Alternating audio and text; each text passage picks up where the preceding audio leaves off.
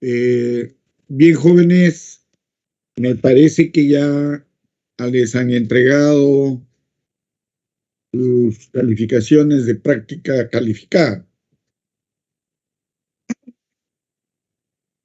Las notas, como ustedes podrán haber visto, no son muy alentadoras.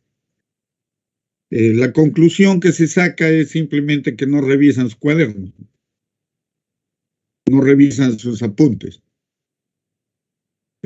Tienen una concepción media, digamos, equivocada de lo que es un examen.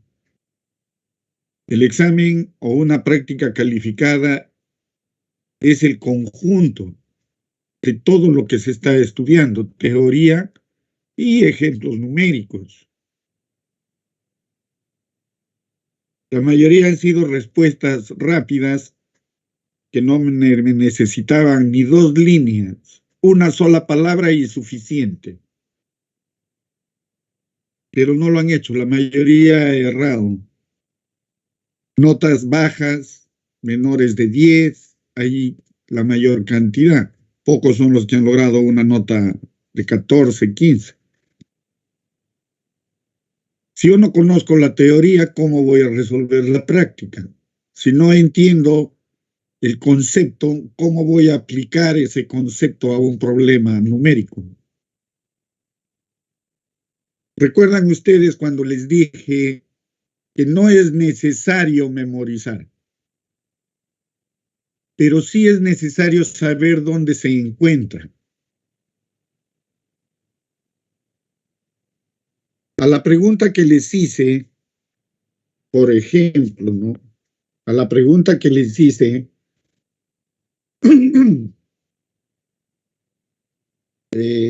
hay una pregunta que les hice de en qué norma del reglamento nacional nos da las consideraciones básicas de diseño de infraestructura sanitaria.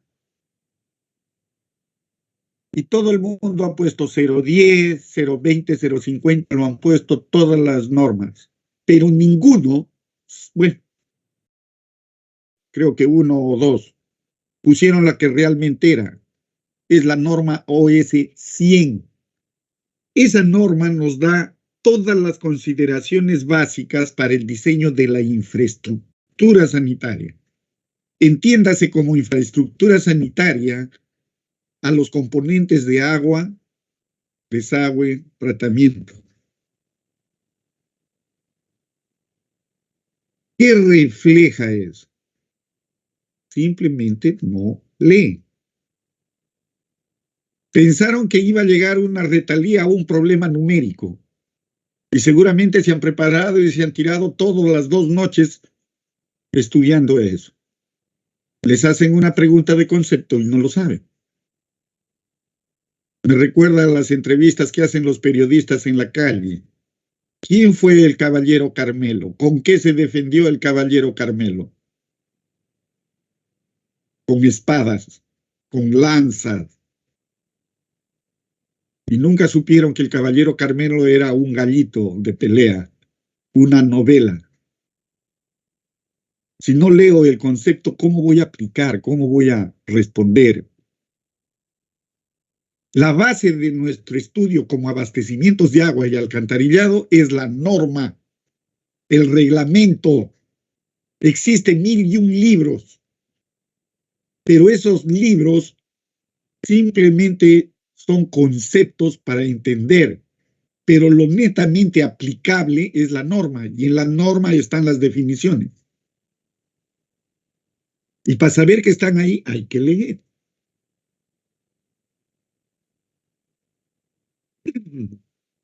A preguntas como, ¿cómo se calcula el K1 y el K2? Coeficientes de variación diaria y horaria. ¿No se entiende la pregunta? Dice, ¿cómo se calcula? No dice de dónde lo saco. ¿Qué ha contestado la mayoría?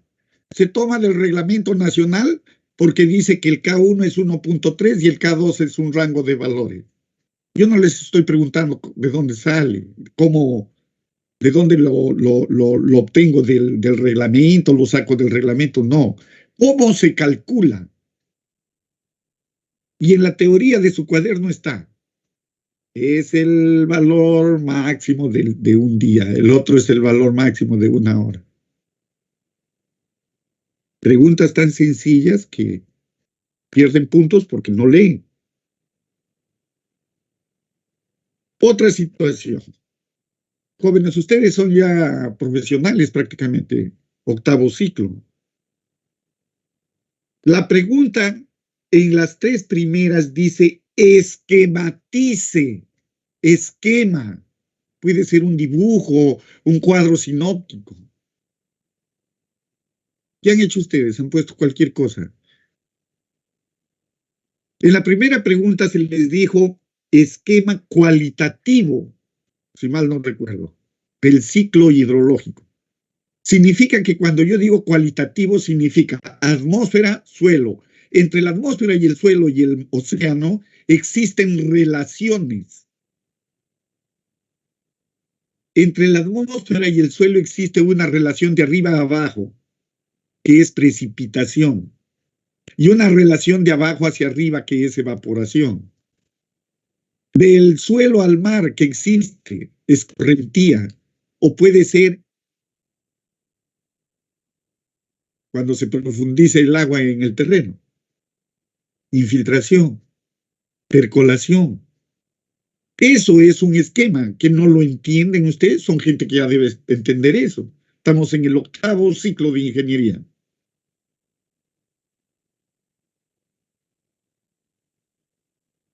Luego, se les pregunta, describa el método volumétrico para el aforo de una fuente de agua. Se les dijo eso en clase. La vena líquida, el río, lo que sea, el aforo volumétrico, fácil. Si es un cauce pequeño, lo conduzco por una tubería y tengo un volumen conocido, un balde, qué sé yo. Calculo el tiempo en que se lleva por tres oportunidades y saco el promedio y tengo volumen sobre tiempo y tengo el caudal. Que me han contestado cosas que del reservorio, cosas sin sentido, joven. Pero bueno, la pregunta más fácil que se les puso fue la última, donde se les preguntaba a qué equivale 10 metros de columna de agua en bares, atmósferas y kilogramos por centímetro cuadrado. A pesar de que yo les di la respuesta en clase, muchos no lo han anotado y no lo han puesto. Ahora, si no sabemos transformar presiones, ¿cómo podemos desarrollar un problema numérico de memoria? ¿Cómo? Mi pregunta es, ¿cómo piensan enfrentar el examen final? El que les va a definir si se quedan o aprueban, si repiten o aprueban. Siendo las preguntas tan sencillas, no lo pueden hacer. Si yo les doy una presión en bares y tienen que transformarlo a metros de columna de agua, ¿cómo lo van a hacer si no lo saben resolver? Una pregunta tan sencilla de transformación de presiones. ¿No creen, jóvenes, ustedes que merecen que ustedes repasen, que se dediquen un poquito más a esto?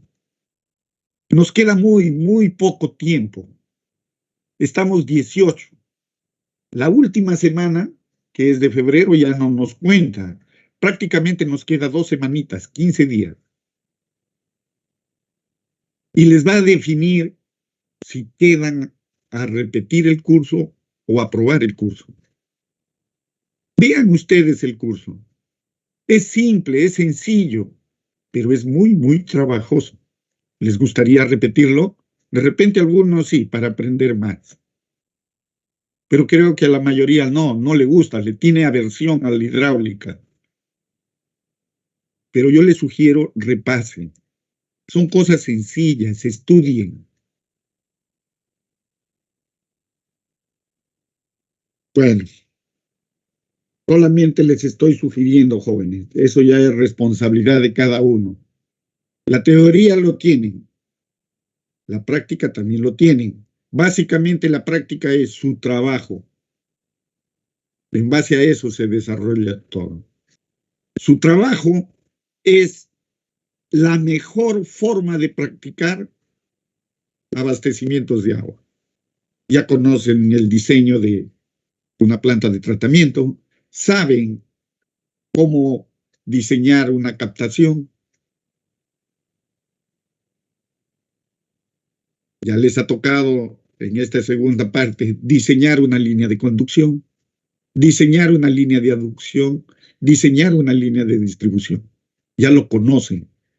Malo que bueno, pero ya lo conocen. La idea es eso, ya lo conocen. Lo óptimo sería que salgan diseñando a la perfección, pero ya lo conocen. Cuando lo necesiten, ya tendrán la noción básica de hacerlo.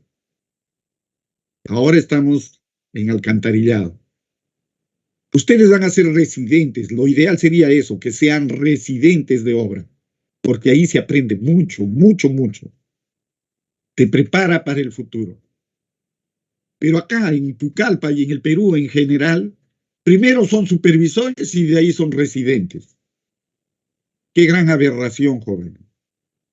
¿Cómo puedes ser tú un supervisor que recién sale de la universidad y lo vas a supervisar a un residente que tiene de 20 a 30 años de experiencia? ¿Cómo puede ser posible eso? Como en mi caso, ¿cómo puede ser posible que un muchacho de 25 años que recién tiene un año de ingeniero sea mi supervisor? Y como es supervisor, sea pegado a la ley. Lo que lee en el reglamento y lo que lee en los documentos del contrato, lo ponga en aplicación. Si no tiene ni siquiera una idea formada de cómo se ejecuta una obra en el campo. La idea de ser residente es que ustedes, cuando estén en la residencia, tienen que saber el proceso constructivo. Van a saber si lo que está escrito en la memoria de cálculo de ese sistema cumple con lo que está en el campo, cumple. Si las pendientes calculadas son las que realmente deben ir en el campo. Van a saber exactamente cómo instalar un tubo, cuánto va a demorar, qué pendiente mínima deben darle para que no se arene. Pero eso no se logra en un año en el campo, no se logra en 2 ni en 3, se logra en el transcurso. Y cuando logren una gran experiencia, una buena experiencia, una sólida experiencia en el campo, podrán ser supervisores y podrán entenderle al residente cuando les dice, señor, esto debe ser así. Ustedes, con el conocimiento que tienen, podrán decirle, no, debes hacerlo de esta forma, pero con sustento, por esto y por esto. Y no decirle simplemente, ¿sabes qué? Lo haces porque el contrato lo dice. O lo haces porque el libro lo dice. Esa es la idea, joven. Esa es la idea. De que ustedes logren la excelencia, pero con conocimiento. Bien. Dejemos eso por ahí. ¿Alguna pregunta o observación de sus exámenes, de sus prácticas o de sus trabajos?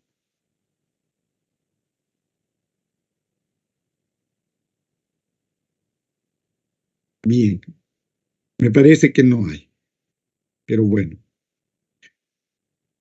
Nos quedamos revisando lo que era la norma. La norma es 070 de lo que son o es 070 de lo que son redes de aguas residuales. Estamos viendo de una forma muy rápida. Más adelante vamos a verlo un poco más detallado, ya con algunos ejemplos de cálculo, algunas observaciones, algunas anotaciones. Y en la próxima clase vamos a presentar un problemita, sí, por cierto, pequeño. Simplemente vamos digamos, diseñar unos tramos de colector con la idea de que todo el proceso de cálculo se lo visualice para que ustedes tengan, digamos, como una guía para el desarrollo de su trabajo, ¿ya? Ahí en ese ejemplo vamos a calcular la pendiente mínima, la pendiente máxima, la tensión tractiva, cómo verificamos los caudales en las redes para que, para que cumpla con lo dispuesto por la norma. Cuando está en un flujo permanente, uniforme, cuando está en un flujo turbulento, ¿no? O está en un flujo laminar. Entonces, eso ya lo veremos la próxima clase y con eso ya estaremos listos también para nuestra práctica calificada y para que también enfrentemos el desarrollo de nuestro trabajo. Bien, nos habíamos quedado en la en la diapositiva 19, pues bien, aquí, y vamos a continuar. Antes de iniciar alguna observación, alguna pregunta, por favor, háganla.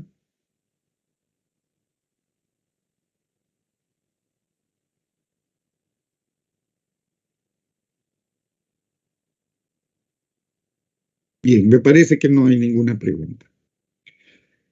Bueno, la norma OS 070, que se refiere a redes de aguas residuales, nos da lo que es la ubicación en uno de sus ítems, ubicación y recubrimiento de tuberías. Cuando nosotros hablamos de ubicación, recuerden ustedes su trabajo.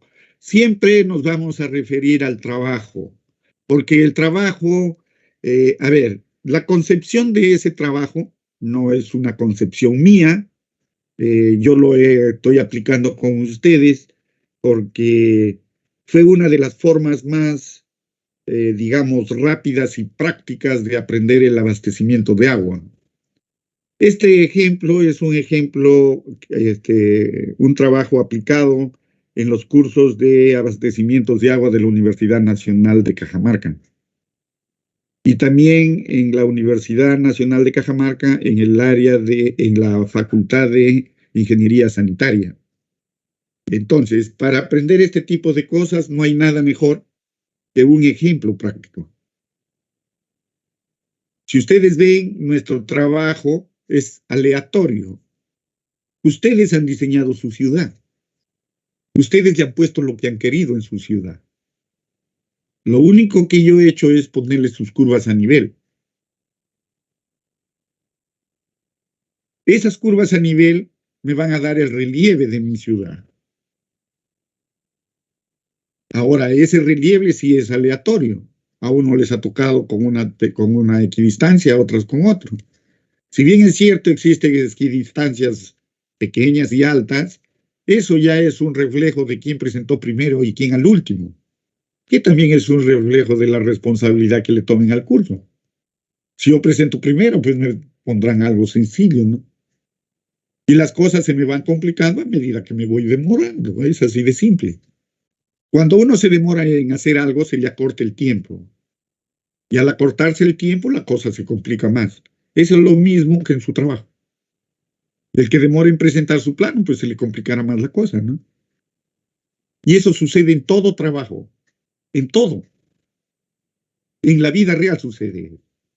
Si hay algo que debo resolverlo ahora, o resolverlo ya, porque se me corta el tiempo, si no le doy la debida atención, se acortará el tiempo y llegará un momento en que me desespere para resolverlo. Ese es un reflejo de la vida normal, de la vida cotidiana. Entonces, cuando yo les he propuesto este trabajo, era con esa idea de aplicar a esta ciudad ficticia todo nuestro reglamento. Y en buena medida ya lo están logrando. Voy a revisar cómo lo han hecho la red de distribución y la red de aducción, dónde ubicaron su reservorio. Entonces, con esos criterios, porque se supone que ustedes han puesto esas estructuras, la separación de la línea de distribución a una distancia de la manzana, porque se supone que esa distancia, recuerdan ustedes, cuando estudiamos las líneas de distribución, tenía la manzana, pero también tenía una separación que cumplir entre la línea de distribución y la línea de propiedad. Esa distancia, ¿quién me daba? El reglamento. Pero ese era cuando había vías con un ancho de vía determinado. Pero si las vías eran de mayor tamaño, ¿qué significaba? Que tenía que diseñar en ambos lados. O simplemente diseñar la principal y diseñar la otra como si fuera una secundaria. Esos criterios son del reglamento y lo están aplicando o han debido aplicarlo en su proyecto.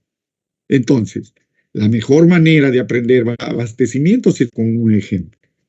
Y el ejemplo ya lo tienen en su mano y lo están desarrollando. Jóvenes, pocas personas hacen las cosas y les sale bien a la primera. Son muy raras. Pero la mayoría de gente como ustedes y como yo, necesitamos practicar. Nos equivocamos, erramos, pero llegamos a la perfección con la práctica. Pocas personas no necesitan practicar. Son iluminados, no lo sé. Pero ustedes y como yo, somos gente que necesita practicar. No nos saldrá bien a la primera, pues lo haremos a la segunda. Y ahí iremos perfeccionando en la tercera, cuarta, quinta, y llegaremos a la perfección. Pero eso se logra practicando, practicando. ¿Ya? Entonces, su trabajo, a lo que bien, ya empezó. Ya lo empezaron a practicar. Y lo que tienen que hacer es aplicar lo que dice la norma. Ahora, en este trabajo de desagüe, ustedes tienen calles. Tienen calles de 15 y tienen calles de 25 metros. Y la norma dice que si tienen calles de un ancho determinado, debe ir uno, línea, cuando son menores de 20 metros, ingeniero. 20 metros. Y si son mayores a 20 metros, debería ir dos líneas. ¿Verdad? Dos líneas. Nuestras calles, unas son de 15 y otras de 25. Eso significa que necesariamente debemos colocar dos líneas. Pero mi pregunta es, ¿diseñaré las dos líneas? ¿Recuerdan ustedes en la primera clase, cuando presenté esta imagen? Tenemos los colectores secundarios. Estos colectores secundarios, ¿qué colectan? El desagüe de cada una de las viviendas. Y estos colectores secundarios descargan a un colector principal. Recuerden que ese colector principal ya no recibe conexiones domiciliarias, sino colectores secundarios. Es decir, que se carga en cada buzón la llegada. En los colectores secundarios, la carga va entrando a lo largo de la tubería. Miren, la tubería, y a lo largo de la tubería va ingresando las conexiones. Significa que en este punto no sabemos cuánto llega de la parte superior. Pero en el siguiente punto, ¿qué sucede? Lo anterior más el que llega, el que sale de la casa. Y así sucesivamente y va aumentando. A las finales yo tengo un caudal que llega al buzón del colector principal. Luego, en el otro sentido, también llegarán caudales y se van sumando. Pero en el colector principal no descargan conexiones domiciliarias. Luego tenemos otro tipo de tubería, que es el emisor. Y al emisor simplemente llegan colectores principales. Colectores principales. Condición del emisor: en ningún punto de su trayectoria recibe carga, ni sale carga. Cuando hablo de carga, hablo de caudales, ¿no? Este es un gráfico que ejemplifica, digamos, las clases de tubería y cómo funcionan. Porque así como está funcionando es lo que yo debo hacer el cálculo. Entonces, la norma me dice cómo debo ubicar mis colectores en la vía, ¿no? ¿Cómo van los colectores en la vía? Luego,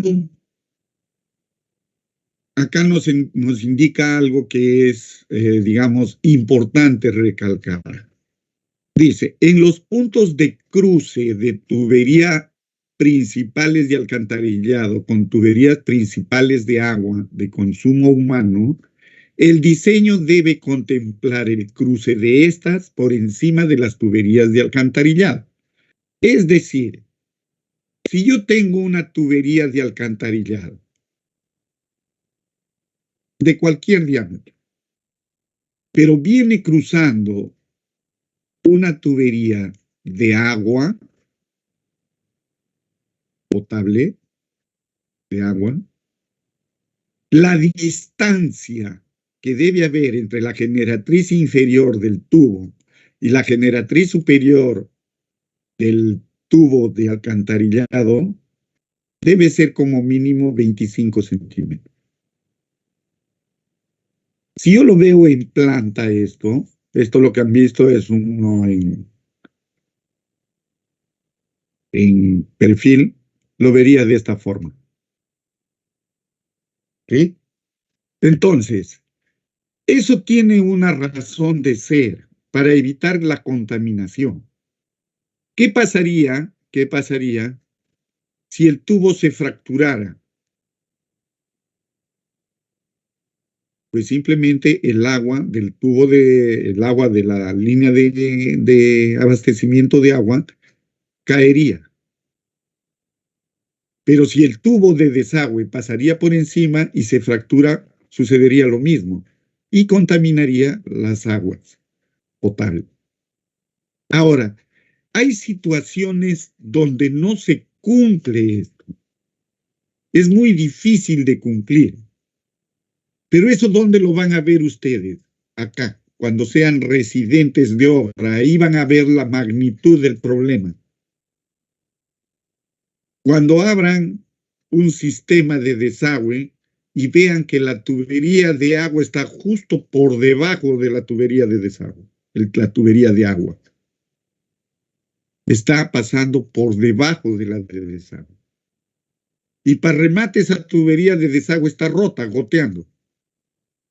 O la empaquetadura falló. El hecho es que ustedes excavan y sale esa tierra negra, olorosa.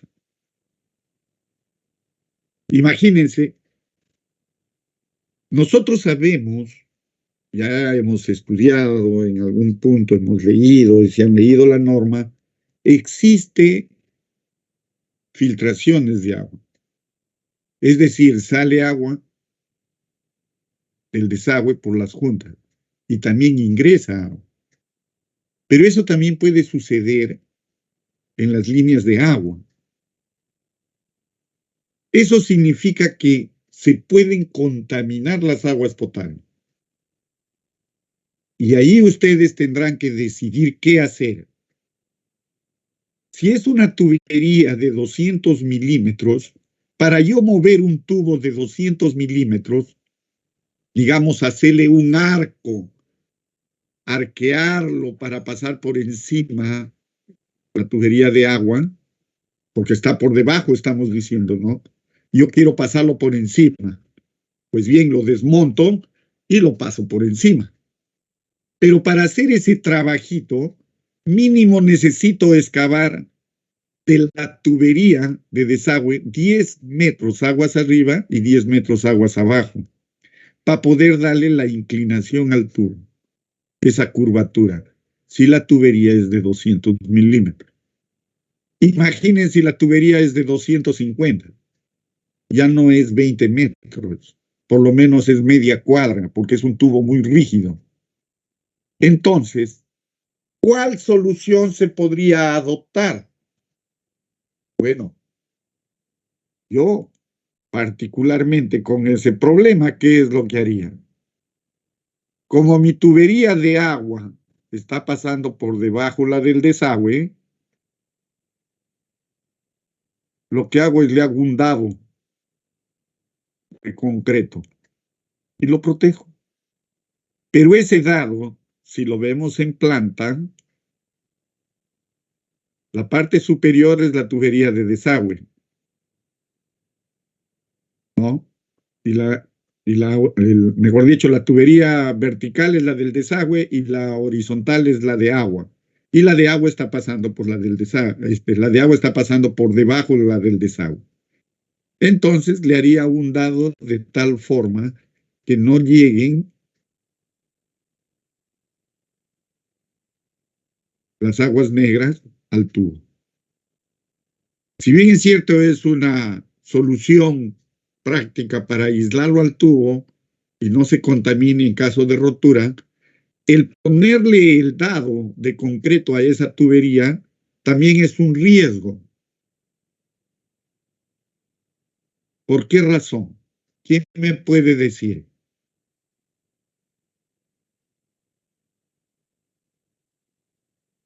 La expansión del concreto a la temperatura. Pero debajo del terreno no existe mucha variación en la temperatura. La expansión del concreto es cuando existe digamos, un intervalo de temperaturas, una diferencia de temperaturas fuertes. Es decir, si hablamos de la noche, temperaturas de 20 grados y en el día de 30 grados, estamos hablando de un intervalo de 10 grados. Ahí sí podría haber contracción y expansión. Pero eso está enterrado, 1,10 m, 1,15 m, 1,20 m debajo del terreno. La temperatura no le afecta.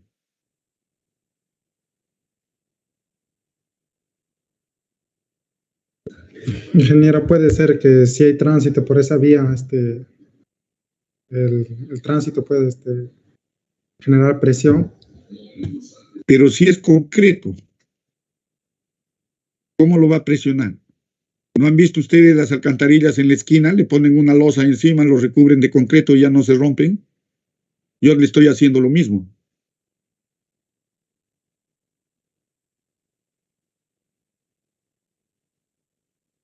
¿Recuerdan ustedes cuando vimos, bueno, eso ya lo han debido ver en Mecánica de Fluidos 2, cuando hablamos de tuberías, hablamos de qué? De clase. ¿Recuerdan? Clase de tubería. En el agua también se habla de clase. Pero como en agua potable se habla de clase, así, clase 10. ¿Cuánto resiste la clase 10? Sí, ingeniero. 100 metros de columna de agua, ¿verdad? Clase 5, 50, clase 7.5, 75, clase 15, 150 metros de columna de agua. Pero esa presión, ¿dónde se genera? ¿En el exterior o en el interior?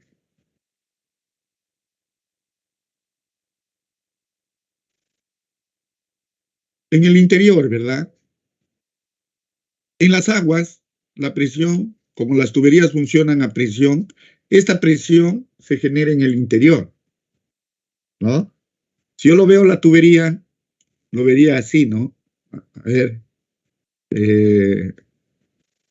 ¿recuerdan por fluidos 1 Pascal, principio de Pascal, que la presión se transmite en todos los sentidos, ¿no? Y eso es lo que sucede en una tubería circular. La presión que lleva, la presión interior, se transmite a las paredes. Las tuberías clase 10 soportan que esta presión sea de 100 metros de columna de agua, pero lo soportan del interior al exterior. O sea, cuando tratan de abrirlo al tubo, ¿sí? Y el tubo siempre funciona lleno. Y ustedes saben que una estructura cuando está llena de agua, prácticamente nivela las presiones interiores con las exteriores, ¿verdad? Si yo tengo una carga acá afuera del terreno, empuja la tubería, la presión interior también lo equipara. Pero en tuberías de agua, en sistemas de agua, la presión interior siempre es mayor. ¿Ya? Ahora, ¿qué sucede en las tuberías de desagüe? Para empezar, una tubería de desagüe funciona como si fuera un canal. Al ser un canal, tiene un tirante de agua, o sea, una parte que está llena de agua, que se le llama área hidráulica. Pero encima de ese espejo de agua que se genera en el tubo, por digamos, el agua que transcurre no llena el total de la sección, siempre existe un área libre que está llena de aire y de gases, por cierto, ¿no? Ácido sulfúrico, gases, metano, etano, lo que genera un desagüe. Significa que ese espacio libre está lleno de aire. Ahora, ¿recuerdan ustedes, si han visto o han tenido la precaución, todos los tubos van en una zanja? Y este tubo está funcionando como un canal. Pero como está en una zanja, también está tapado. Significa que existe una presión del terreno, de arriba a abajo. Pero también existe una presión de izquierda a derecha y una presión de derecha a izquierda. Y por cierto, también existe la reacción del terreno a esas cargas. En resumen, el tubo con todas esas cargas se deflecta y se vuelve como si fuera una elipse. Se deflecta y se vuelve como una elipse. Entonces, para contrarrestar ese efecto, el tubo se lo vuelve más rígido. Entonces, cuando se rigidiza el tubo, es lo que hace que soporte esas cargas exteriores, porque ya en el interior no hay presión que equipare eso. Ese tubo está funcionando a presión atmosférica, como un canal. Ya no hay esa presión, digamos, que empuja al tubo desde el interior. Y toda esa presión exterior lo tiene que soportar el tubo, porque si no va a colapsar, va a romperse. ¿Cómo determino este parámetro en las tuberías para que me resistan esas presiones? Ya no es el concepto de clase, es un concepto de SDR, que relaciona el diámetro con la pared del tubo. Y ese SDR ya me da, por decirlo de una manera, me da la resistencia de ese tubo a las cargas exteriores. Por ejemplo, tengo un SD 4, un SD 8, ¿no? Y eso me da ya, es como si fuera la clase en tuberías de agua. Pero eso ya es la identificación de los tubos para desagüe. ¿Ya? Entonces, en lo que les estaba consultando es que si yo le pongo a una tubería de agua o de desagüe concreto para protegerlos, los estoy rigidizando más. Y el tubo puede romperse justo donde está tubo, donde termina el concreto. Y eso es lo que se ha podido también detectar acá. Cuando a un tubo se lo rigidiza por los movimientos que tiene en el subsuelo, por presiones, movimientos de tierra o alguna cosa, justo entre esa unión del tubo con el concreto, se rompe y comienza a chorrear, a contaminar. Por eso les digo que proteger un tubo de esa forma es un riesgo. Otra situación que se podría hacer, pero es un poco más complicada y cara, es si yo tengo el tubo, le puedo poner un forro de mayor diámetro, pero del mismo material. Si tengo un tubo de 200 milímetros y quiero protegerlo, de repente le pondré un forro de 300 milímetros. Y ese tubo ya me lo aísla, por decirlo así, de la contaminación. Entonces, soluciones hay un montón, infinidad de soluciones. Como siempre les he dicho, en ingeniería no hay la solución perfecta. Lo que existe son soluciones técnicas viables y económicas. Técnicamente el concreto funciona, económicamente es más barato, pero hay el riesgo de romperlo. Ponerle forro técnicamente funciona, pero un tubo de mayor diámetro es mayor costo. Entonces, cuando ustedes diseñen y tengan que proponer alguna situación, tienen que evaluar la parte técnica con la parte económica. Pueden ser unos genios haciendo cálculos numéricos, matemáticos, y lo pueden hacer aplicar a rajatabla eso al supervisor o al residente. Técnicamente eso es maravilloso, pero económicamente no creo que te hagan caso. Si tú evalúas y comparas y equiparas la parte técnica con la económica, esa es la respuesta. ¿Ya? Esa es la respuesta. Cuando hablamos de ubicación y recubrimiento de tuberías, es lo que ha generado, por decirlo en Pucallpa, la mayor cantidad de observaciones a los expedientes técnicos. Cuando yo hago una pista, ¿cuánto es la altura mínima de un buzón? Lo vimos la clase pasada. 1,20 m, ingeniero. ¿Cuánto? 1,20 m. 1,20 m. 1,20 m.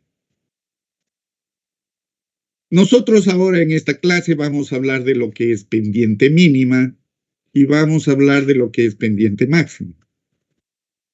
Pero ya les voy adelantando algo. El buzón tiene una profundidad mínima de 1,20 m. Esa profundidad va desde el techo de la parte superior al fondo, a la cara superior de la losa de fondo. Eso mide 1,20 m. Del fondo a fondo es lo que conecta el tubo. Si mi tubo es de 200 milímetros, ¿cuánto tengo de recubrimiento? ¿Cuánto tengo de recubrimiento de tubería? ¿Con cuánto lo estoy recubriendo la tubería?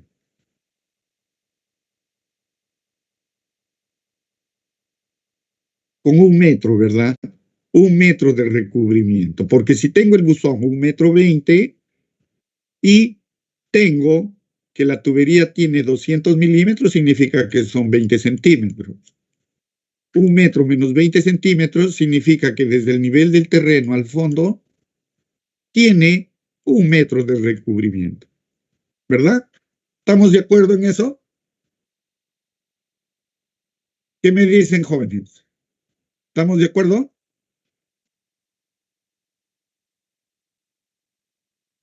A ver, señor Cerruche, ¿estamos de acuerdo? Sí, ingeniero. ¿El resto está de acuerdo en eso? Si no lo entendieron, para repetirlo, no se callen, díganme. Ingeniero. Bien, voy a repetir. Miren, vamos a hacerlo así. Yo tengo un punto o una esquina. Vamos a hablar de la esquina donde está la catedral y la otra donde está la municipalidad. Son 2 esquinas. ¿Está bien? Ahí están las 2 esquinas. Tengo la catedral. En la catedral tengo un buzón. En la esquina de la catedral. Y en la esquina de la municipalidad tengo otro buzón. Distancia promedio, digamos, unos 60, 70, una cuadra más o menos. Digamos que 100 metros de distancia. Entre buzón y buzón. Si lo vemos ahí, el terreno es llano porque ya está pavimentado. ¿No es cierto? Ya tiene su pavimento, es llano. Está pavimentado. Suponemos que el buzón, el flujo de agua va desde la municipalidad a la iglesia, a la catedral. Significa que está yendo desde la derecha a la izquierda en la pantalla. ¿Está bien? De la izquierda a la derecha en la pantalla. A ver, pues está acá mal dibujado. Esperen un ratito, lo arreglamos. De izquierda a derecha. Estamos parados en la plaza de armas. ¿Eh? En la plaza de armas estamos parados. Mirándolo a la iglesia está a la derecha y la municipalidad está a la izquierda. Entonces, el flujo de agua va de izquierda a derecha. Supongamos que la tubería que está ahí enterrada, que conduce el desagüe, es de 200 milímetros. Al hablar de 200 milímetros, estamos diciendo que tiene 20 centímetros de diámetro. ¿Sí? O 0,20 metros, que es el equivalente. Supongamos que en la catedral,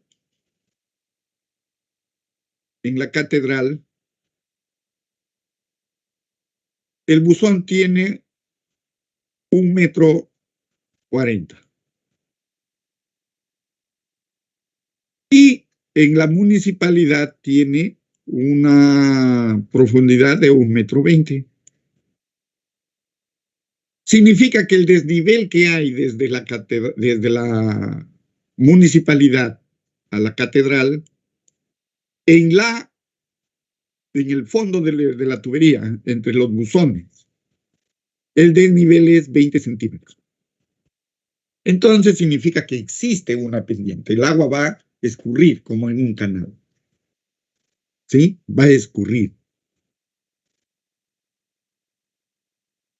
Si tiene 1,20 m de profundidad el buzón en la municipalidad, menos los 20 centímetros que ocupa el tubo, porque si yo lo veo de perfil, o sea, en una sección, tengo el 1,20 m y en el fondo tengo el tubo. El buzón tiene 1,20 m y menos los 20 centímetros del tubo me queda que está recubierto, ¿con cuánto? Con 1 metro. ¿Cierto? ¿Estamos en lo cierto ahí? ¿Se entendió hasta ahí? Sí, ingeniero. Bien. Ahora, en la catedral el recubrimiento ya aumenta porque por diferencia de niveles hay 20 centímetros más de profundidad. Significa que el recubrimiento en la catedral ya es 1,20. Más los 20 de la tubería, ahí está el 1,40 m del buzón. Eso debería ser normal en todo, siempre y cuando el terreno o la losa del pavimento, como le estamos viendo ahí en la catedral, en esa cuadra, es casi horizontal, ¿verdad? Y en cualquier punto de ese tramo, el recubrimiento va desde 1 metro hasta 1,20 m. Cuando hablo de recubrimiento, hablo de la tierra que va encima, tierra o pavimento, lo que va encima. ¿Cierto? Hasta ahí estamos bien. Pero ¿qué sucede, por decirlo de alguna manera, en el asentamiento humano? ¿Qué sé yo? Las Melinas, que queda por Laura Bozzo, me parece. Me salió el nombre. En las Melinas tengo igual. Tengo un buzón de 1,20 m y en la otra esquina también tengo un buzón de 1,40 m. Pero ahí se da la particularidad que en la mitad de la calle se ha formado como una batea por charcos, por alguna cosa, y se ha hecho como una batea, se junta el agua. Y cuando seca queda de esa forma, como una bateíta en la calle. Cuando yo excavo en el centro de la calle, en el centro ya entre los dos buzones, descubro que el recubrimiento que tiene la tubería es 40 centímetros. Más los 20 que tiene el tubo serían 60. ¿Por qué? Porque con el transcurrir del tiempo, ese terreno ha sido lavado, ha sido retirado por las constantes lluvias, por el barro que se hizo, lo que sea, pero quedó así como una batea. Y como ustedes ven, el recubrimiento ya no lo tiene el recubrimiento completo. Deberíamos recubrir esa tubería para que no se deteriore por aplastamiento, porque ahí los carros lo van a deteriorar. Ahora, compliquemos más la cosa. Como en esta calle vive algún dirigente, ha hecho sus gestiones para que todo su barrio sea pavimentado. Viene el topógrafo y hace el levantamiento topográfico y saca la cota del buzón 1 y la cota del buzón 2. Oye, pero la distancia es 100 metros, mira, se ve plano. 2 puntos nomás, hay que hacerlo y vamos. Hacen 2 puntos y hacen sus curvas a nivel. Y resulta que en el plano esto salió horizontal.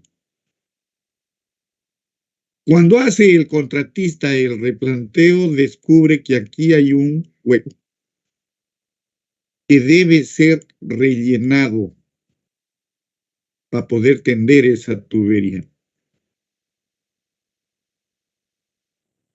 Entonces, uno como profesionales debe ver bien eso. Por eso los planos de desagüe son al detalle, mucho más detallados que un plano de agua. ¿Ya? Eso como recomendación. Los planos de desagüe deben ser bien detallados, con todos los accidentes, con todas las estructuras que exista en uno o en otro lado, para que ustedes como proyectistas o como residentes tomen la mejor decisión de hacer ese trabajo. ¿Ya? Y no generen mucho gasto a la entidad. Porque cuando uno observa de primera intención este tipo de cosas, se resuelven mejor, lo más rápido posible. ¿Y en qué se basa eso, esas observaciones? En el reglamento. El reglamento dice, hoy, recubre las tuberías como mínimo por 1 metro de tierra. Haces tu levantamiento y te das cuenta que cuando lo instales la tubería no va a tener ese recubrimiento. Y tienes que solicitar, qué sé yo, un adicional por relleno y un montón de cosas.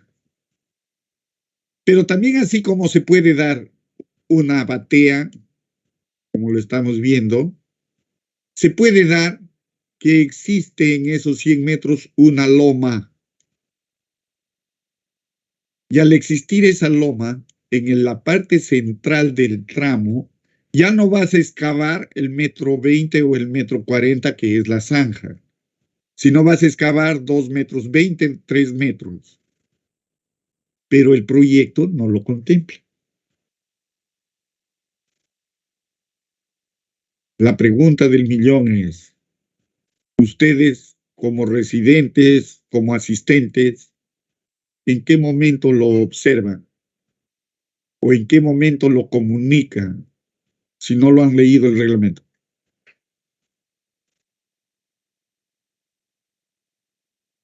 Recomendación, lea. En base a eso construimos. ¿Ya? Bien. Cuando ustedes instalen el tubo de agua o desagüe, recuerden que los tubos vienen con medidas estándares. 5 metros, 6 metros. Y esos tienen unas campanas donde se embona el otro tubo. ¿Sí? En caso de que yo tenga una tubería de desagüe, sea arriba o sea abajo, trataré que cuando instalen el tubo, la unión quede lo más alejada posible. Si el tubo es de 6 metros, trataré que las uniones queden a 3 metros a ambos lados del tubo de desagüe, si es agua, ¿no? Entonces, hay formas de evitar. Pero esas formas de evitar es conocer el proceso constructivo. Conocer las dimensiones y longitudes de las tuberías es proceso constructivo. Conocer qué tipo de unión es la que existe en ese tubo es proceso constructivo. Ahora, prácticamente ya no interesa dónde queda la unión. Porque si yo utilizo HDPE, es una tubería, por decirlo así, es un polímero, no es un plástico, un polímero, ¿no? Una tubería que para unirlo hay que soldarla y se utiliza la termofusión o la electrofusión. ¿Qué significa eso? Que cuando yo los junto ya no existe un elemento mecánico como el anillo de Hebe. Ahora no, el tubo se pega, se deshace, se funde y lo juntamos y se vuelve una sola pieza. Si eso sucede, ya sería irrelevante proteger a la tubería si pasa a 20 centímetros o a 15 centímetros del tubo.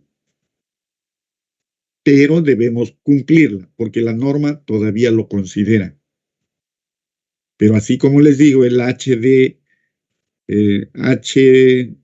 ver, se llama High Density HDPE, el tubo, ¿no? Policloruro, es algo así. Entonces, jóvenes, deben preocuparse por leer la norma y ver los procesos constructivos. De eso se trata, ¿ya? Ahora, cámaras de inspección. Las cámaras de inspección, ¿a qué llamamos cámaras de inspección? A los que son los buzones.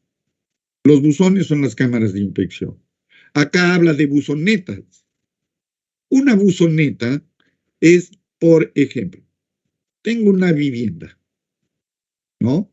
Que está, qué sé yo, en el centro.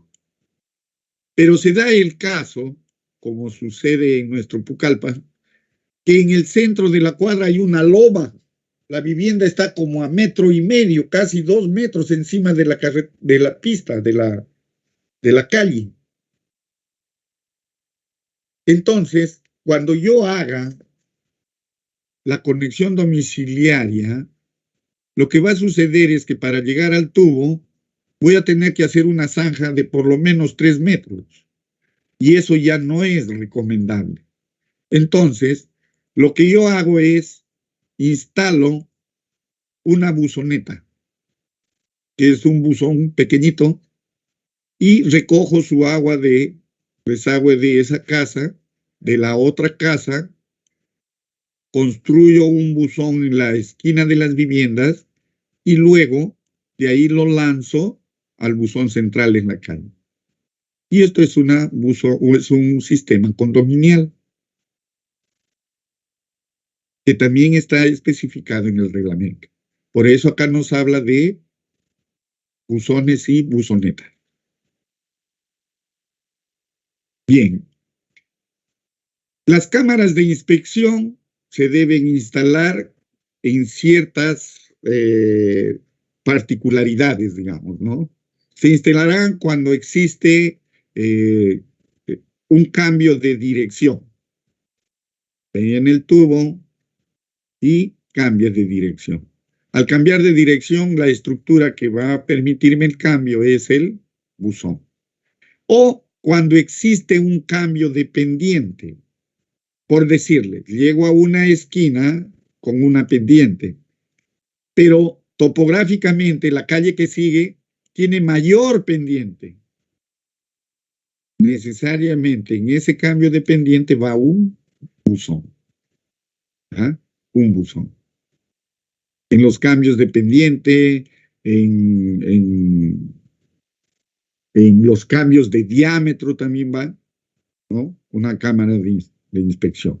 Es decir, si yo vengo con una tubería de 200 y de esa tubería de 200 ya debo cambiar a un diámetro mayor, por ejemplo, 250, porque ya el caudal se incrementa, ¿no? Ya se incrementa. Ese cambio de diámetro tengo que hacerlo a través de un buzón. ¿Ya? Bien. Las buzonetas, dice, se utilizan en tuberías principales y en vías peatonales, cuando la profundidad sea menor de 1 metro, solo la clave del tubo. Se proyectarán solo para tuberías principales de hasta 200 milímetros. El diámetro será de 60 centímetros. Inclusive esto ya viene prefabricado, ¿no? Prefabricado. Pero la profundidad máxima de esto es de 1 metro. ¿Ya? Por eso mismo. Y deben ser instaladas en veredas. Por eso es lo que nos da estas indicaciones. En los buzones, como les estaba indicando, nos dan dónde se va a instalar. En el inicio de todo colector, en los empalmes, en los cambios de dirección, cambios de pendiente, cambios de diámetro, ¿no? Y cuando el material de la tubería también cambia. Es decir, puede ser que yo llego con tubería de 200 milímetros, pero de PVC, y por alguna razón tengo que instalar hierro dúctil también de 200 milímetros. En ese cambio, tengo que instalar un buzón.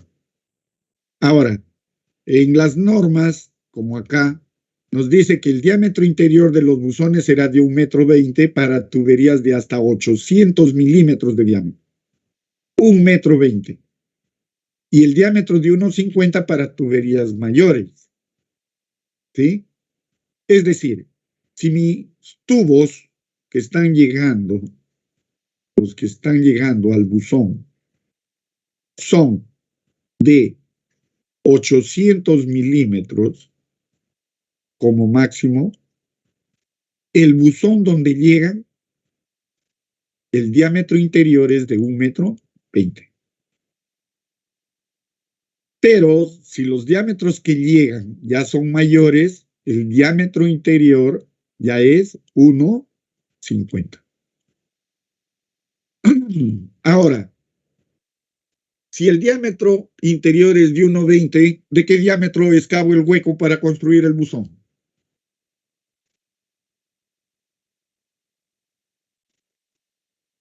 ¿De 1,20? Señor Cuno.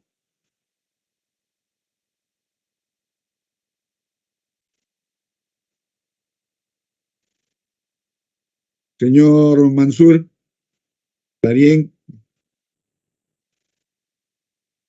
Bueno, tendría que excavarlo de un diámetro mayor. ¿Cuánto? No sé, pero señor, tendría que ver el diseño.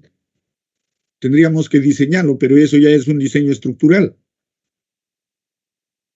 Porque se supone, cuando yo dibujo mi buzón, me dicen que el diámetro interior debe ser 1,20. 1,20. Pero no me dice nada de la profundidad. Ahora, si tiene 1,20 y profundidad 1,20, ya no creo que llegue tubería de 800. Porque 800 es 80 centímetros. Y a mí me dicen que el recubrimiento mínimo, ¿cuánto debe ser?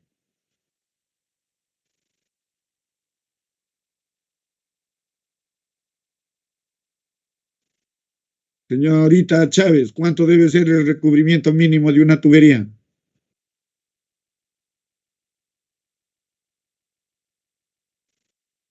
Señor Caleb.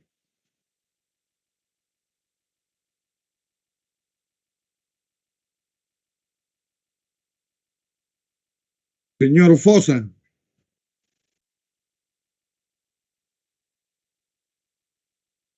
¿Cuánto es el recubrimiento mínimo de una tubería? 1,20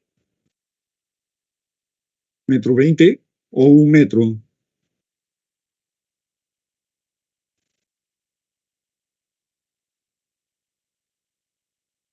Recuerden que dijimos que la profundidad mínima de un buzón era 1,20 m y que si tenía una tubería de 20 centímetros o 200 milímetros, quedaba un recubrimiento mínimo de 1 metro.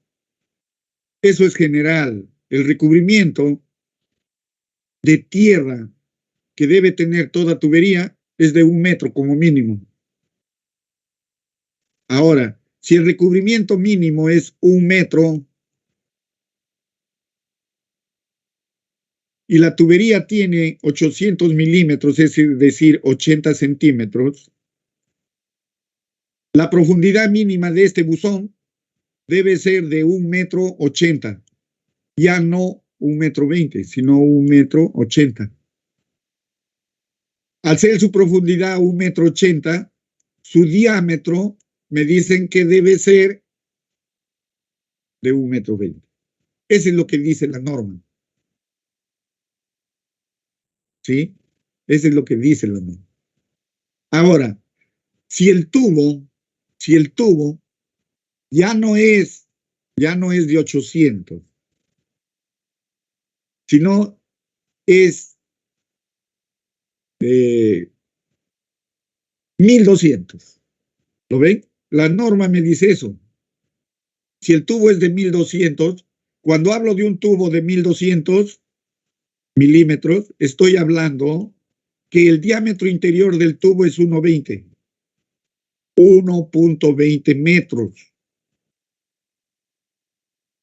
Cuando el tubo tiene 1.20 m de diámetro, ¿ya? Cuando tiene un tubo 1.20 metros de diámetro, 1200 milímetros, el diámetro del buzón debe ser 1.50. Pero ¿cuál sería la profundidad mínima de ese buzón? ¿Quién me dice?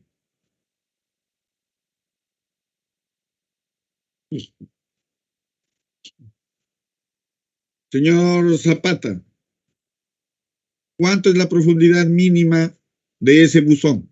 Si la tubería es de 1200 milímetros y el diámetro interior es de 1.50 m.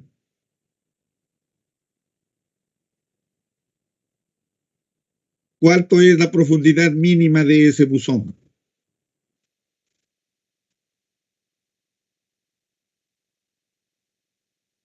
Señor 2,20 Rojas metros, Cruzado, ¿cuánto? 2,20 metros. Exactamente, señorita Rojas, muy bien. Porque el recubrimiento mínimo de la tubería debe ser 1 metro. 1 metro más 1,20 m, la profundidad de ese buzón tiene 2,20 m. Y así uno va calculando. Recuerden bien ustedes que cuando lleguen a ser residentes van a encontrar planos medio raros y deben cumplirlo a rajatabla porque un contrato es un contrato. En los planos que yo he encontrado, por ejemplo, y está muy arraigado como una costumbre, es que cuando el buzón tiene, digamos, 3 metros de profundidad, el buzón mide 1,20 m de diámetro y no lleva refuerzo de acero. Pero si supera la profundidad de 3 metros, el buzón ya sube a 1,50 m y lleva una malla de acero, una estructura de acero, refuerzo de acero. Este criterio simplemente es estructural porque no me dice nada de los diámetros de la tubería. Pero la norma sí lo contempla. La norma dice hasta diámetros de 800 milímetros, diámetro del buzón 1,20. Ahora, si la profundidad del buzón tiene 1,20, o mejor dicho, el diámetro tiene 1,20, ¿hasta qué profundidad debe tener 1,20? ¿Hasta los 5 metros, 6 metros, 7 metros? Ahora, por presiones laterales, esa estructura de concreto debe llevar acero, no debe llevar acero, es decir, refuerzo. Bueno, son criterios, son diseños, pero la parte hidráulica es esta y debemos cumplirla. Ahora que ellos lo diseñen con acero, sin acero, con placas de oro, con mayólica, eso ya es irrelevante. Pero nosotros, cuando diseñemos los sistemas o revisemos, debemos ver que se cumpla esto. Recubrimiento mínimo, tanto. Que el diámetro mínimo, tanto. Que la separación entre cajas, entre buzones, se cumpla. Cuando el diámetro de la tubería es de 200 milímetros, que es lo más general que existe, lo que más se utiliza, la separación que existe entre buzón y buzón es de 80 metros. Si mide 79, bien. 78, bien. Pero si mide 81 metros, ¿qué hago? Señorita Guampa.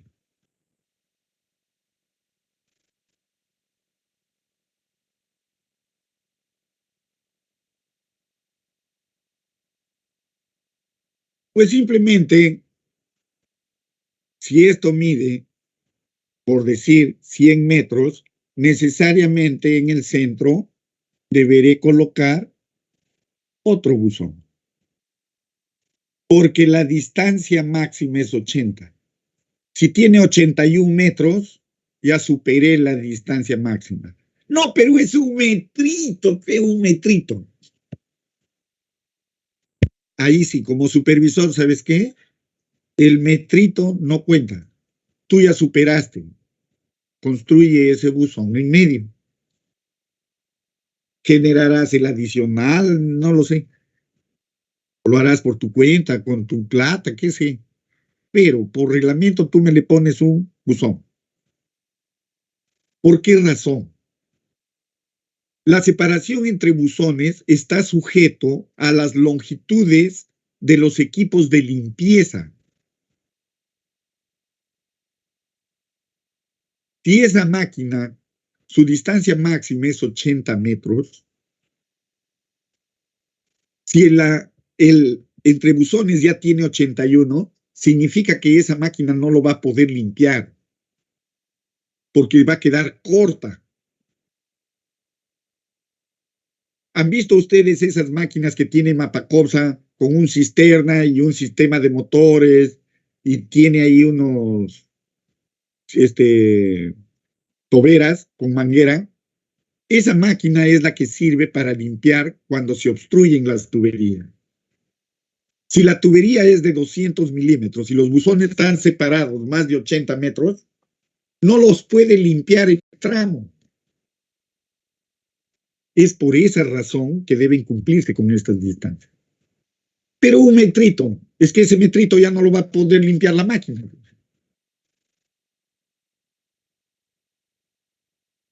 ¿Ya? Entonces debemos tener presente eso. Básicamente estas separaciones es por limpieza. Cuando es 200 milímetros, 80 metros, de 200 a 200, de 250 a 300, 100. Ahora, recuerden ustedes que dice que de 250 a 300 milímetros de tubería, la distancia máxima es 100 metros. Pero ¿qué pasa? Alguien me puede decir, yo tengo una manzana que mide, linda la manzana, cuadradita, 100%. Y tengo mis buzones.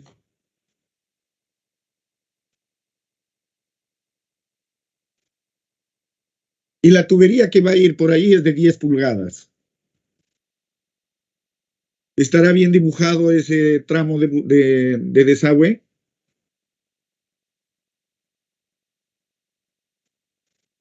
Señor Moya.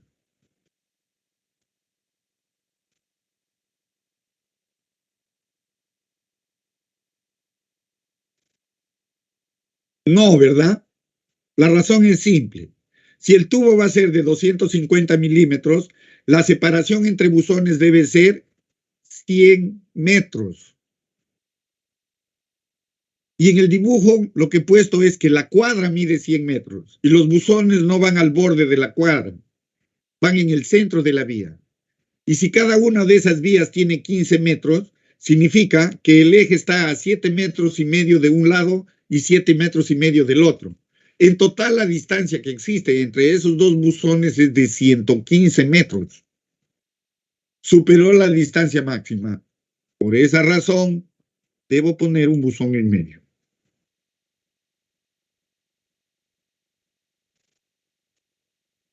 ¿Se entendió, jóvenes, hasta el momento? ¿Se está entendiendo? Estos criterios que estamos viendo Sí, están en la ingeniero, se norma. entendió. Ingeniero, tengo una duda, ¿cómo se llama? Tal vez lo explicó, pero no lo escuché muy bien. Entonces, ya pongo un buzón en el medio, pero el diámetro cambiaría, me imagino. O seguirá siendo el mismo de 250. A ver, señor Arlan, una Sí, pregunta ingeniero, esa que es de mi duda. repente lo tienen todos sus compañeros. En el diseño hidráulico de un sistema de desagüe, ¿qué diseño? ¿Qué es lo que yo diseño en el sistema hidráulico de ese desagüe? ¿Qué elemento del sistema es el que yo diseño?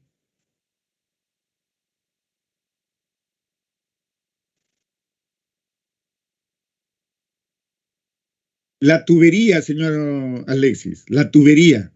Yo lo que diseño es la tubería, porque la tubería es la que colecta el agua y va a funcionar como canal. ¿Ya? Yo diseño la tubería para que me transporte las aguas negras que produce cada una de las viviendas y transportarlo a una planta de tratamiento o a un lugar. Diseño la tubería. Los buzones son simplemente estructuras de inspección, de limpieza y mantenimiento. Es decir, que el buzón nada tiene que ver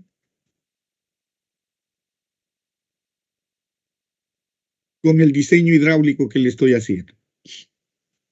Porque tengo mi tubería y lo que yo quiero es poner un buzón para poder ver cómo está funcionando, para limpiarlo ese tramo. Ahora, existe, también lo dice la norma, ciertas condiciones donde sí debo tener en cuenta. Si el tubo de llegada tiene un diámetro y el de salida tiene otro diámetro, debo tener ciertas consideraciones para el empalme en el buzón. El diámetro menor arriba o el diámetro menor abajo. Pero eso ya lo dice la norma. Pero básicamente lo que yo diseño es la tubería. Y los buzones no me van a hacer cambiar el flujo, porque son solo elementos de observación, de limpieza. ¿Se entendió, señor Alexis? Sí, Es ingeniero, decir, justamente, sí, ingeniero, sí, sí se entendió, justamente lo acaba de comentar de que existen especificaciones en la norma de que me indica de que si hay un diámetro diferente, si hay un diámetro de entrada y hay otro diámetro de salida. Sí, esa era mi duda, pues. ya. O sea, cuando los diámetros que llegan a la cámara son diferentes, también influyen las pendientes con las que entran y salen, sí existe ciertas consideraciones. Pero básicamente el buzón es una estructura de paso, ¿no? De paso.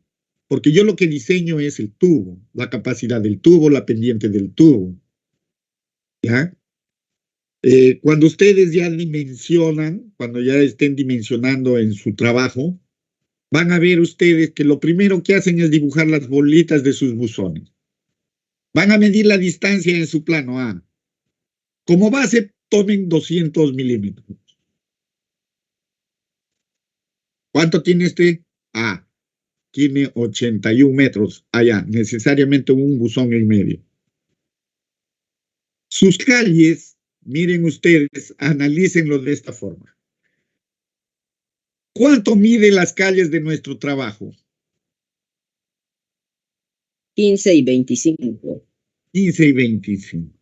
En dos calles de 15, si la manzana es de 70, ¿qué separación tienen los buzones?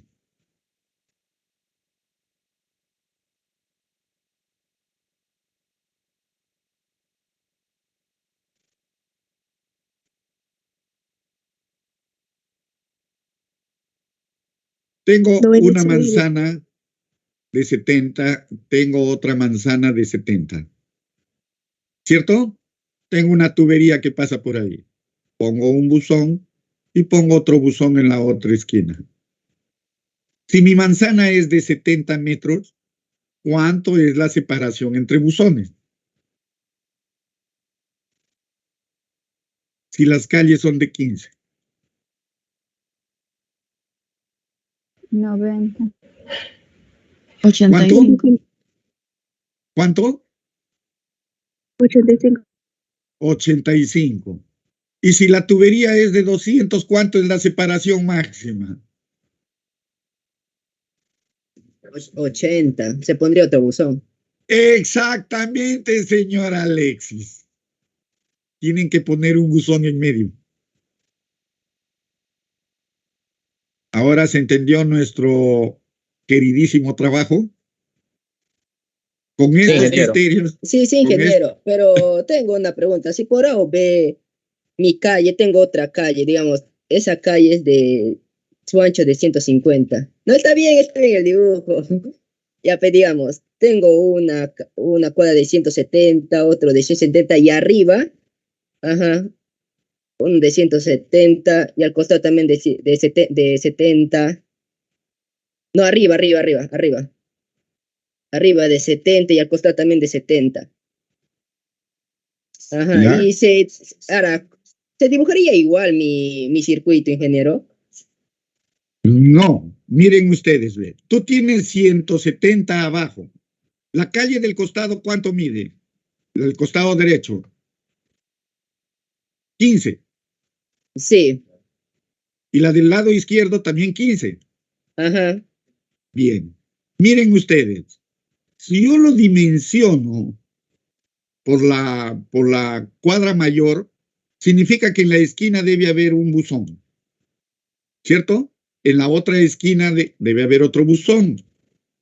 Si la tubería mínima para mi dimensionamiento es 200 milímetros, significa que yo ya superé la distancia. Ahora, yo tengo una manzana de 70. Se supone que en la misma calle, como es un cambio de dirección, tiene que haber un buzón.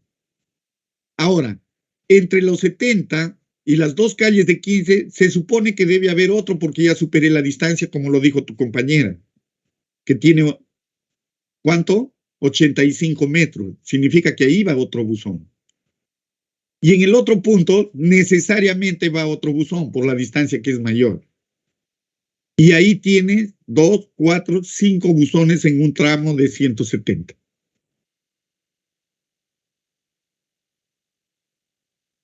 ¿Se entendió? sí, ingeniero, gracias. Bien, bien, joven. Eso es lo que ustedes ya deben ir haciendo en su trabajo. Luego, tenemos lo que son las conexiones prediales, que eso ya lo hemos visto, ¿no? Le hemos indicado que la conexión predial es la conexión domiciliaria. Si yo tengo una vivienda, la pendiente que debe ir de la vivienda al colector es como mínimo de 15 por 1000, ¿ya? Y esta caja debe ir en la vereda, ¿ya? Existe ya diseños establecidos para esa conexión este, domiciliaria, la predial, ¿no? El diámetro mínimo debe ser, dice, de 100 milímetros. Por lo general, la que va de la caja a la tubería, en Mapacopsa pone como diámetro mínimo 160 milímetros, lo que es 6 pulgadas, ¿no? Más o menos 6 pulgadas. Luego, en esta norma 070 tenemos unos valores guías, ¿no? Unos valores guías de coeficientes. El coeficiente de retorno se refiere a cuánto agua entra al sistema de agua. Digamos que entra el 100%, 10 litros, 20 litros, 50 litros, 34 litros, como tienen ustedes en su diseño de agua. Algunos tienen 64 litros, que es el caudal máximo horario. De ese caudal máximo horario, el coeficiente de retorno, es decir, la cantidad de agua que va a ir al desagüe, es el 80%, es decir, 0.8 de ese caudal. Si yo tengo, por decir, 50 litros de caudal máximo horario, ¿cuánto regresa al desagüe? 8 por 5, 40. 40 litros va a ir al desagüe. Ese es el caudal con el que yo voy a diseñar mi red. ¿Ya? Luego, el coeficiente de caudal máximo diario, que ya lo conocemos, el máximo horario, que también ya lo conocemos, el coeficiente de caudal mínimo horario, el 0.5, pero esto se calcula ¿de cuál? En el agua, ¿no es cierto? Si acá tengo el 0.8, acá tenemos 0.5, tenemos una tasa de infiltración. Esta tasa de infiltración, ¿a qué se refiere? Que es el agua que ingresa por infiltración del terreno e ingresa a las tuberías de desagüe. O ingresa agua de lluvia por los huequitos de las tapas de los buzones. O ingresa por las conexiones cerradas que se conocen. Cuando un vecino mete el agua de lluvia de su vivienda, de su casa, al desagüe. Esas situaciones es lo que lo contempla esta tasa de infiltración. El valor acá lo tenemos de 0.05 a 1 litro por segundo por cada kilómetro de tubería. Nosotros vamos a utilizar cuando este valor sea por hectárea. ¿Ya? Que eso lo vamos a ver. Luego tenemos la norma COS 080, que son las estaciones de bombeo de aguas residuales, que prácticamente nos indican que debería tener una estación de bombeo. Tenía sus válvulas de control, sus controles de niveles y todo ese tipo de cosas. Prácticamente lo que nos indicaba para el agua también se debe cumplir para el desagüe, para las estaciones de bombeo. Y la otra norma, la del examen, linda norma, consideraciones básicas de diseño de infraestructura sanitaria. En lo que corresponde al desagüe, lo que nos dice es, cuando uno diseña, por ejemplo, las letrinas, ¿qué cantidad de carga orgánica le voy a considerar para el diseño de esa letrina? Es decir, ¿en cuánto tiempo se va a llenar una letrina de ciertas dimensiones? O, en su defecto, ¿cuánto tiene que tener el hueco de la letrina para que me dure una cierta cantidad de años? ¿No? Y eso lo calculo con la carga que me da por día cada persona. Y eso es 0.20 kilogramos por habitante por día. Luego, lo que ya sabemos, que la contribución del alcantarillado es el 80% del agua. En el desagüe lo tenemos como coeficiente de retorno. Ahí está, 0.8. Y aquí es el 80%. Es lo mismo. ¿Ya? El agua por infiltración, que ya lo conocemos, que nos está dando acá un valor de 0.05 a 1 litro por segundo por kilómetro. Lo que son las infiltraciones, el agua de infiltración y entradas ilícitas. Esta entrada ilícita es lo que yo les estoy indicando, que es el agua de lluvia, que la gente lo mete a su desagüe, lo incluye a su desagüe, lo conecta. Cosa que no debería ser así. ¿Por qué razón? Porque nuestro sistema es separativo. Es decir, el agua de lluvia debe ir por un sistema y nuestro desagüe por el otro. En la siguiente clase, lo que vamos a ver ya es teoría del cálculo de redes de alcantarillado. ¿De qué forma nosotros vamos a ir calculando nuestros caudales? ¿No? ¿De qué forma ya vamos a ir definiendo los parámetros para poder diseñar ya nuestro trabajo? ¿Ya? ¿Recuerdan ustedes lo que les dije del caudal de infiltración? Acá lo tenemos por longitud. ¿Ven? Que es de 0.05 litros a 5 litros por segundo por día, ¿no? Por metro, por kilómetro de colector. Pero también existe por área, ¿no? Por área. Es decir, yo tengo una urbanización, una habilitación urbana. No lo conozco sus dimensiones. No sé por dónde van a ir las calles, no sé el ancho de las calles. ¿Cómo lo calculo yo el aporte, el dimensionamiento? Pues simplemente considerando estos valores por área. ¿Ya? Vamos a ver cómo distribuimos los aportes a cada tramo, ese tipo de cosas. Y a las finales ya pues llegaremos a definir para poder continuar con nuestro trabajo. Ya definiremos específicamente lo que es la tensión tractiva, lo que es la tensión mínima de arrastre para que no exista sedimentación. Y un tema que me parece importante es se llama el criterio de tensión tractiva y el control de sulfitos. Los sulfitos son unos gases, los sulfatos, gases que se generan en el interior de las tuberías, y no, ese gas, que es el ácido sulfídrico, se transforma en ácido sulfúrico. Y ese ácido sulfúrico deteriora las tuberías, los corroe a las tuberías de concreto, de acero, de asbesto, cemento, que todavía existen en nuestro sistema.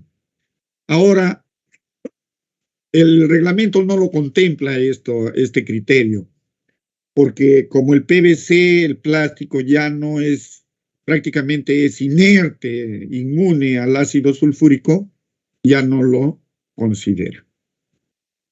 Pero de todas maneras es necesario tener conocimiento para poder enfrentar de repente la remodelación de alguna parte de la ciudad, tener las consideraciones básicas y los criterios básicos para ver si cambio o no cambio esa tubería de concreto. Con decirle, si la pendiente de ese tramo es pronunciada y la tubería es de concreto, por este criterio de tracción tractiva y sulfitos no lo cambiaría, porque la pendiente que tiene me aseguraría una autolimpieza del tubo. ¿Ya? Pero eso ya lo veremos más adelante. Bien, jóvenes, ¿alguna pregunta? Bien, jóvenes, la próxima clase continuaremos. Y la siguiente ya será nuestro examen. Vamos a ver esta situación. Presentaré un ejemplo para que ustedes lo tengan clara, estas definiciones, y ya podamos enfrentar nuestra práctica calificada. Nos quedamos ahí, jóvenes.